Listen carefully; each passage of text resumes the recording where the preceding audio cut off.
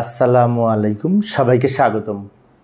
প্রিয় শিক্ষার্থী বন্ধুরা, আজকে আমি যে এইচএসসি আইসিটি বিষয়ের ক্যালকুলেটর ব্যবহার করে অক্টাল সংখ্যার বিয়োগফল কীভাবে নির্ণয় করা যায় সহজভাবে আলোচনা করার চেষ্টা করব। যে অক্টাল সংখ্যা বিয়োগ করব ক্যালকুলেটর ব্যবহার করে কিভাবে। তা আমি একটু উদাহরণের মাধ্যমে দেখাই, তাহলে বুঝতে সুবিধা হবে। মনে করি এই যে 273 সংখ্যাটি 8 ভিত্তিক অক্টাল সংখ্যা এবং 57 সংখ্যাটিও 8 ভিত্তিক অক্টাল সংখ্যা। এই দুটো বিয়োগ করব, বিয়োগফল নির্ণয় করব ক্যালকুলেটর ব্যবহার করে। তো ক্যালকুলেটর ব্যবহার করে যদি আমরা বিয়োগফল নির্ণয় করতে চাই, তো প্রথমে আমাদের এই ক্যালকুলেটরের মোড চেঞ্জ করে নর্মাল মোড থেকে, এখন ক্যালকুলেটর সাধারণত অন করে নর্মাল মোডে থাকে, তো নর্মাল মোড থেকে মোড চেঞ্জ করে এই যে সংখ্যা আমরা যোগ বিয়োগ করতে চাই, যেমন দুইটাই অক্টাল সংখ্যাতে অক্টাল মোডে নিতে হবে। নর্মাল মোড থেকে অক্টাল মোডে নেওয়ার জন্য আমরা এই মোডে দুইবার ক্লিক করব, একবার 3-এ ক্লিক করব। এই যে লক্ষ্য করি, দুইবার মোড, একবার 3, তাহলে মোড চেঞ্জ হয়ে ডি মোডে এসেছে, মানে ডেসিমেল মোডে এসেছে। ডেসিমেল মোড থেকে আবার অক্টালে নিতে হবে। তো ডেসিমেল মোড থেকে আবার যদি অক্টালে নিতে চাই, তাহলে আমরা এই যে এই লাইনে এই সবার শেষে ইন লেখা আছে, এখানে অক্টাল, তো ইনে আবার একবার ক্লিক করব, তাহলে এখন ও এসেছে, মানে অক্টাল মোডে ক্যালকুলেটর রেডি। তো আমার পূর্বের ক্লাসটি যারা দেখেছো, পূর্বের ক্লাসে আমি অক্টাল সংখ্যার যোগফল নির্ণয় করে দেখিয়েছিলাম। তো পূর্বের ক্লাসটি যারা দেখেছো তারা অবশ্যই পারো। তারপরেও আমি দেখাচ্ছি বিয়োগ কিভাবে করব। এখন ও এসেছে মানে কি, এবার অক্টাল সংখ্যা দুটি আমরা লিখব। প্রথমে এটা লিখব, তারপর মাইনাস দিয়ে আবার এটা লিখব, সমান দিব, উত্তর চলে আসবে।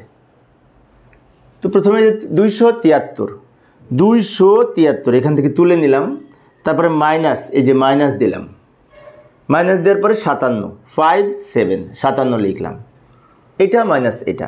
এবার আমরা এই যে ইকুয়াল সমানে ক্লিক করব। সমানে ক্লিক করলে আমরা পেলাম 214। এই 214 সংখ্যাটি কিন্তু এই বিশেষ করে অক্টাল সংখ্যা বিয়োগ করে পেয়েছি, এটা থেকে এটা বিয়োগ করে পেয়েছি। এখন ওইটাই উত্তর হবে 214 বিয়োগফল।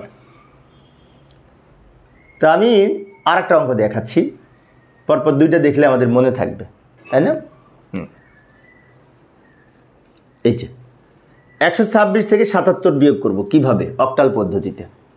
আবার আমি ক্যালকুলেটর নিয়ে আসলাম, একেবারে প্রথম থেকে ফ্রেশ করে নিলাম ক্যালকুলেটর, প্রথম থেকে দেখাচ্ছি। তো আমরা আবার মোড চেঞ্জ করে অক্টাল মোডে নিব, তোমরা অনেকেই পারবে, তারপরেও দেখাচ্ছি। দুইবার মোড, একবার 3, দুইবার মোড, একবার 3, মোড চেঞ্জ হয়ে এখন ডেসিমেল মোডে এসেছে। এখান থেকে আবার এই অক্টালে নিব, ইনে ক্লিক করব, জাস্ট ইনে, এই যে ইনে অক্টাল লেখা, এখন কিন্তু ও এসেছে, মানে কি অক্টাল মোডে আছে। এবার আমরা এই সংখ্যা দুটি তুলব, এইটা মাইনাস এইটা। অক্টাল মোডে আসার পরে আমরা এই সংখ্যাটি তুলব, তাহলে ভুল হবে না, সঠিক হবে। 126, তারপরে মাইনাস দিব, এই যে এখান থেকে মাইনাস দেওয়া যাবে, মাইনাস 77। এবার জাস্ট ইকুয়ালে ক্লিক করব, সমানে, এই যে চলে এসছে 27, বিয়োগ করে 27 হয়েছে। তো 27 সংখ্যাটি কিন্তু এই অক্টাল সংখ্যা, তার ভিত্তি হিসাবে আমরা 8 লিখব, এটাই উত্তর। এইভাবে অক্টাল সংখ্যার বিয়োগফল নির্ণয় করতে পারি।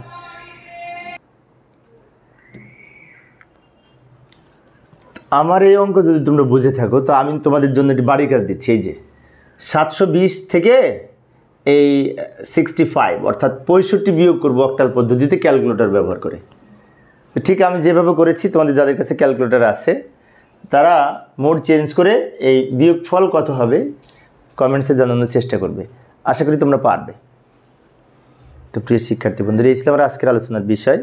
তো পরের ক্লাসে আমি হেক্সাডেসিমেল সংখ্যার যোগ বিয়োগ কীভাবে করা যায় ক্যালকুলেটর ব্যবহার করে, সেটি আলোচনা করার চেষ্টা করব। দেখার আমন্ত্রণ রইল।